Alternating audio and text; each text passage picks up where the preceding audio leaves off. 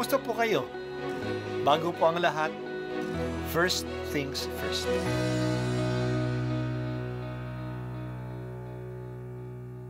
Good morning po. Sinisimulan po natin ngayon ang first things first. At dito po, tinatalakay natin sa unang bahagi ng umaga natin ay ang first readings na binabasa po sa banal na misa.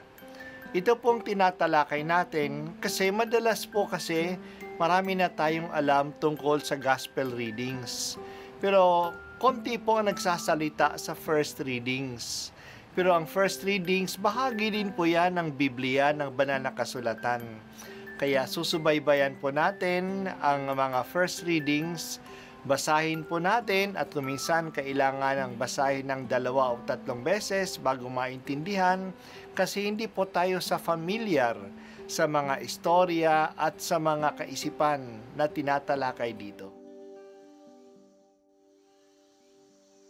Ang pagbasa mula sa aklat ni Propeta Mikas. Patnubayan mo ang iyong bayan, Panginoon, ang bayan na iyong hinirang. Nag-iisa siya sa gitna ng matabang lupain. Bayaan mo silang manirahan sa magandang pastulan ng Basan at Galaad. Magpakita ka sa amin ng mga kababalaghan tulad noong inilabas mo sa Ehipto ang iyong bayan. Wala nang ibang Diyos na tulad mo. Pinatatawad mo ang mga kasalanan ng nalabi sa bayan mong hinirang. Hindi ka nagkikimkim ng galit. Sa halip ay pinadarama mo sa kanila ang tapat mong pagmamahal. Muli kang mahahabag sa amin. Lilimutin mo ang pagkakasala namin at ihahagis sa kalaliman ng dagat. Ipamamalas mo ang iyong katapatan sa Israel at ang walang maliw na pag-ibig sa angkan ni Abraham, gaya ng iyong ipinangako sa aming mga magulang mula pa ng unang panahon. Ang salita ng Diyos. Salamat sa Diyos. Noong panahon ni Propeta Mikas, ang kaharian ng Israel ay pinabagsak ng mga taga-Assyria at ang kaharian ng Huda naman ay sinalakay at binantaan na sirain din ng mga taga-Assyria. Ito ay nangyari sa mga Hudyo kasi hindi sila naging tapat sa mga utos ng Diyos. Inapi nila ang mga mahihirap at hindi sila naging makatarungan sa mga matuwid na tao. Tinatawag ang pansin nila ni na Propeta Amos at Propeta Osias, pero hindi nila pinansin ang mga propetang ito. Kaya tuloy dumating ang parusa. Pero pinaalaala ni Propeta Mikas na ang Diyos nila ay mahabagin. Hindi tumatagal ang kanyang galit. Tatanggalin niya ang kasamaan ng kanyang kawan at maaawa siya sa mga natitirang mga Hudyo. Ginagawa niya ito kasi tapat siya sa kanyang mga pangako kina Abraham at Jacob.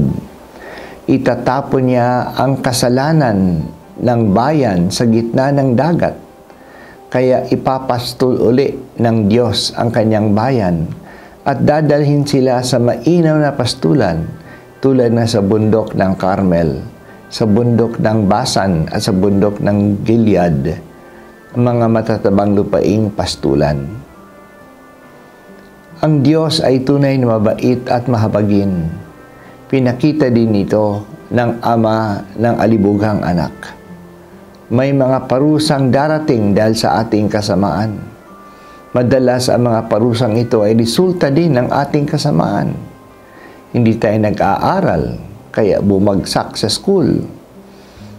Nagsusugal tayo, kaya hirap tayo sa pera. Magalitin tayo, kaya madalas tayong nagkakaroon ng kaaway. Mayroon tayong mga bisyo, kaya nagkakasakit tayo. Ang mga parusa sa atin ay resulta lang ng kasamaan na ginawa natin. Pero hindi tayo papabayaan ng Diyos.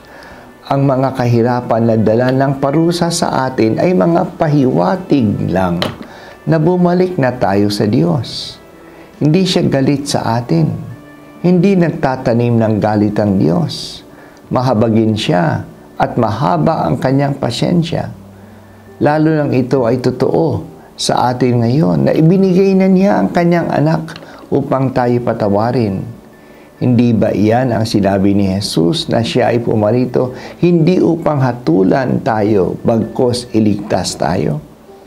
Hindi matatalo ng anumang kasamaan natin ang awa ng Diyos. Kaya huwag nang mag-alinlangan na bumalik sa Kanya. Tatanggapin niya tayo. Salamat o Diyos sa iyong pagiging mahabagin sa akin. Tanggapin po ninyo ako dahil sa iyong awa. Wala akong katwiran o kabutihang maihaharap sa iyo.